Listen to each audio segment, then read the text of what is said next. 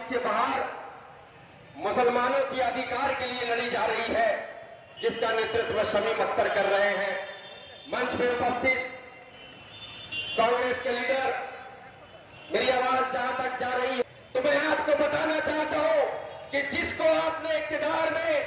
बंगाल की मुख्यमंत्री ममता बनर्जी को मुसलमानों ने यहां से वोट देकर मुख्यमंत्री बनाया था, उसी मुख्यमंत्री के नेतृत्व और दलाली करने वाले गनी जो वक्फ बोर्ड के चेयरमैन बना बैठा है, आज मुसलमानों के कब्रिस्तान को बेच खाया है। मगरबी बंगाल के मुख्यमंत्री ममता बनर्जी के नेतृत्व में आज जो कॉरपोरेशन के मेयर है फिराद हकीम, उसी कॉरपोरेशन से कब्रिस्तान के ऊपर बिल्डिंग बनाने का परमिशन दिया जाता है। जहां पे परमिशन दिया गया है,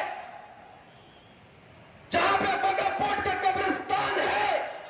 उसी कब्रिस्तान के सामने मगरबी बंगाल के मशहूर अखबार मशरिक का ऑफिस है, जिसका एमपी नदीमुल हक साहब है। उनके सामने कब्रिस्तान के कब्रों के मुर्दे के सीने के ऊपर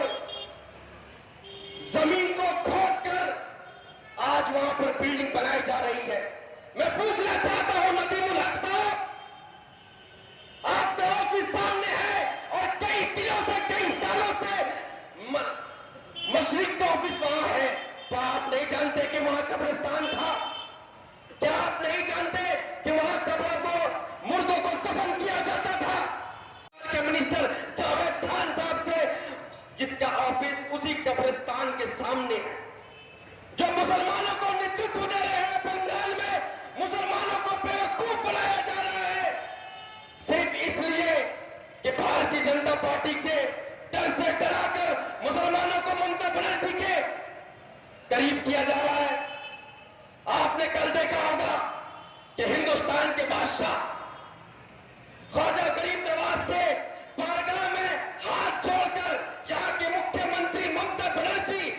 दुआ मांगने गई, मुसलमानों के हाथ में धूल झोंकने गई है। एक तरफ हाथ छोड़कर गरीब नवाज से दुआ मांग रही है और उसी हाथ से मुसलमानों के प्रॉपर्टी को बंगाल में नोच कर खा रही है। मैं पूछना चाहता हूं बंगाल के मुख्यमंत्री ममता बनर्जी से या उसका नेतृत्व करते हुए वक्फ बोर्ड के चेयरमैन गनी साहब से, जो जज रहे हैं, जो इंसाफ के तराजू के पल्ले पर कभी बंगाल की सरजमीन पर बैठे रहे,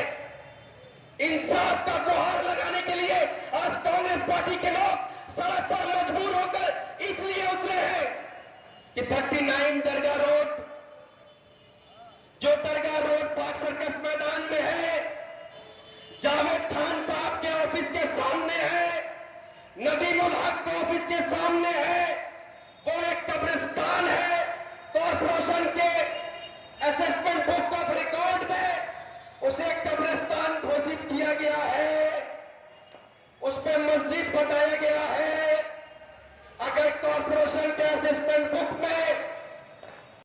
उस जगह को कब्रिस्तान बताया जा रहा है,